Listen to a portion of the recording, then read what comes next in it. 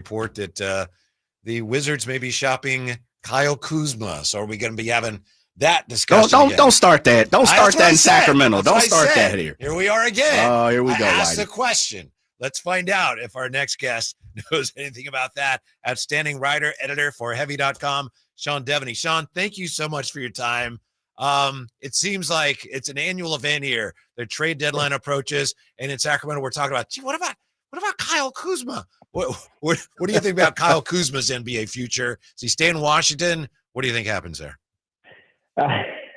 You're right. I mean, it's only November and now we're talking about it, so it's a little different situation. But I mean, he's available. He's been available. They signed him to the extension, $90 million over 4 years, and he's in the second year of that, I believe. So that sounds like a lot, but it's a descending contract, so it starts at 23 this year, and then goes down to 21, and then goes down to 19. So he's a pretty affordable player. I think there's a strong chance that he'll be moved. I think anybody who's not on their rookie contract in Washington is up for grabs. That's been their approach. So yeah, I don't think at this point that the Kings really need him, but they're going to be linked to him just because it's, like you say, it's kind of a habit at this point. It's a tradition. Yes, it is. Yeah. Unlike any other, right? Yeah. Sean, I'll follow up that, and I'm gonna pull away from the Kyle Kuzma. I'm gonna just try. Thank you. I'm gonna help ourselves. You are someone that is well trusted, been in the NBA circles for many moons here. Had the opportunity to work with you over Sporting News. Your thoughts on seeing something like De'Aaron Fox did this past week, and how do you pontificate that as a national guy, as like yourself? Yeah, I mean, one of the things about De'Aaron is that he doesn't get the attention that he ought to. There's no question about that. And for him to go out and score 60 and then back it up with 49, just absolutely remarkable. What I like about it is that, for so long with his career, there's been a pretty consistent criticism of him in that he doesn't necessarily want to take advantage of his best aspect, which is his ability to get in the lane. He really seems to want to, or has seemed to want to, not use that as much. But this week, especially with the injuries they've had, he has been just pounding it into the rim and just getting into the paint as much as he can. And I think that's good for him. I think it's good for him to see that, hey, this works. This is when we get down into close games, and the Kings have had a ton of close games. This is something that can work. Whether it's either you finish, certainly the threat of him finishing is there, or whether it's you kick out and get a good shot for somebody else. So I think this has been really good for them as a team, and obviously good for him as an individual. Catching up with Sean Deveney from Heavy.com. We were talking earlier, Sean, about all the injuries. Yesterday was another day of reports of a lot of injuries, and I'm not going to put you on the spot and ask you why. I mean, who knows? But I do want to ask you this. It's so difficult early in the year to know what's really going on in the NBA and what's for real and what's not. Have all the injuries made it even harder than usual this year to know who's who and what's what? Yeah, absolutely. I mean, you look at the standings, and it's hard to figure out, what means what. Which teams are really struggling and which one. I look at a team like the Kings, right, at 8-7. You'd say, well, that's typical Kings, right? That's just where they've been. And, maybe there'll be a few games over, over the 45 win mark or so. But you look at what their injuries have been, and it's a different story. And you go right down the list. A team like Oklahoma City, which has been expected to be the best team in the West. Well, they're 12-4, but they're not going to get Holmgren back.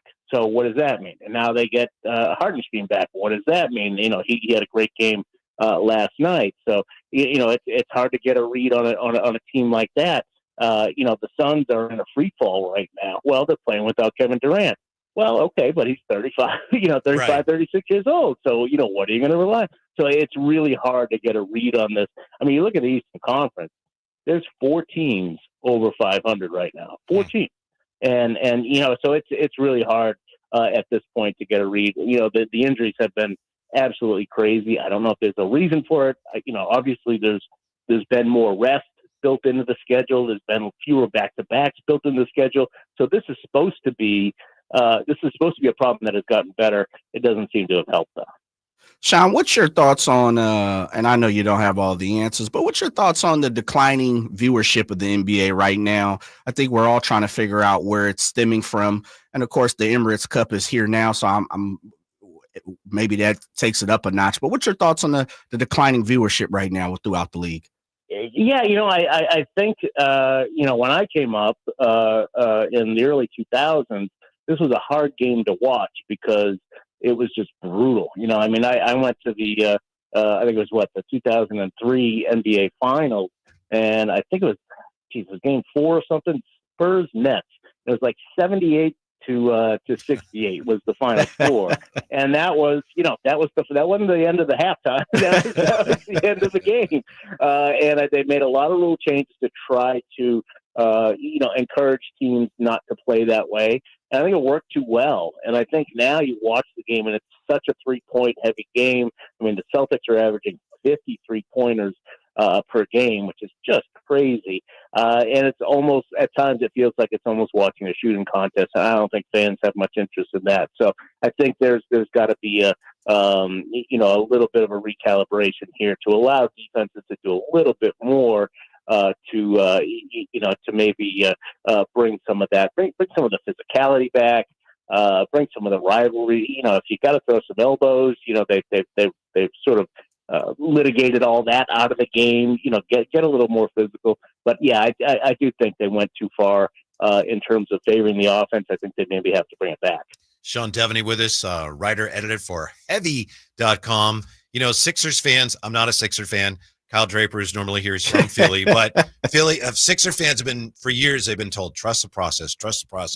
And now the Sixers, as we all know, they're off to a 2-12 start. The way things are going there, is it possible that the process has ended, Sean, in Philly? Well, what's funny about it is that I remember when the whole process thing started, when they were winning, 12, 15 games a year, and everybody's, well, they're collecting draft picks. This is part of the whole thing. And then they're going to wind up, putting it into gear. One of the things that you heard a lot of from veteran players at the time was the problem with this is that you're teaching these young guys to lose. You're not teaching them to be professionals. You're not teaching them how to win, and that's going to come back and bite them. I don't know the extent to which we can say that with Joel Embiid, but it certainly looks like it. If he's at this point in his career and he's still showing up late for practices and not being the example that he should, and his teammates are complaining about him, then that when I saw that brought me right back to talking to people at that time about whether the processes were going to wind up hurting these guys. And you remember the other big player in the process was Ben Simmons. And what happened to him? What does his professional career look like? So you can make an argument that the process wound up bringing you star caliber players who didn't know how to be stars, perhaps because they were taught that winning 15 games a year was okay. Wow, man. That's interesting. Yeah, that is super interesting. Sean, one of the great things about what you do is being an insider. I know it's still early in the season. I know, we started this with the Kyle Kuzma talk. What's your expectations as far as trade deadline? And I know I'm barking up the next 2 or 3 months asking you to look into the crystal ball, but do you happen to have an inkling on who the first name is to drop? It's really difficult because with the new CBA, the way that they've got it set up, it's really hard. And we've seen this. It's really hard to make a trade, and I think that's going to be part of it. I think we're going to see some big names in there, no question. You're going to see, does anybody want Jimmy Butler if the things don't turn around for the Heat? That he is certainly going to be on the market. They're going to be very quiet about it. The Heat as an organization are always that way, but they're going to, feel out what the possibility of a market is there. But the way that the CBA is now, it's really hard to pull off those kinds of deals. Wow. So I think he's probably going to be somebody who we hear a lot of, Brandon Ingram. They've been trying to move Brandon Ingram for a year now. Trae Young. You can't move Trae Young at this point. You can't move a Zach LaVine, right? You can't move these guys because of the way the CBA is, even though those teams would probably like to make a move there. I think if I was going to say if somebody were to be traded, I'd probably say Anthony Simons would be a pretty good candidate because of his age, and maybe you'd be more willing to make an investment in a guy like that. But you're not going to go out and give up something and risk your whole, the first apron, the second apron, all that stuff. You get, there's penalties for that. And because of that, I don't think you're going to see a guy like a Jimmy Butler, who I think Miami would be very willing to move.